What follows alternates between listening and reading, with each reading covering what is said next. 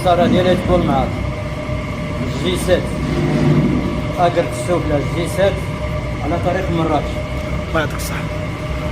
اسم الرقم ديالكم اللي بغى يتواصل معكم مثلا؟ بغا يتواصل معنا مرحبا به. بالنسبه للمواطنين والمتتبعين كيتسائلوا بالنسبه يعني بغاو يشريو الزيت مثلا هنا قريب النواحي ديال بني ملال هنا، زيت الجوده يعني كتبيعوا نتوما؟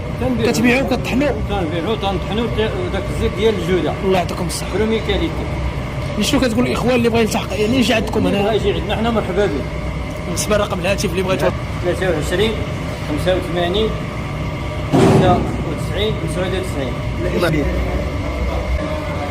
السلام عليكم اخوات. القطره هذه واصله في بنايا الشيسان على الطريق الوطني رقم 8 بالضبط على هذه الطريق. هذه المعصره هذه صراحه الجو ديالها طالع لنا ديالها كاليتي، مش كاليتي ما كاين لا غش لا والو. الزيتون حتى هو ديال البلاد حر كما كتعرفوا، الزيتون ديال الشيخ بيندا في نفرة برومير كاليتي. وبالنسبه للثمن راه المعامله وكلشي مزيان، وكاع العمال تا هما تيخدموا بنيه صافيه والحمد لله كلشي غير خير والرزق راه كاين الله يغيثنا.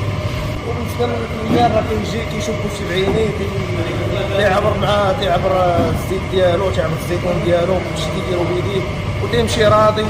هذاك الشيء اللي جاب الله تيقنع به. شكرا.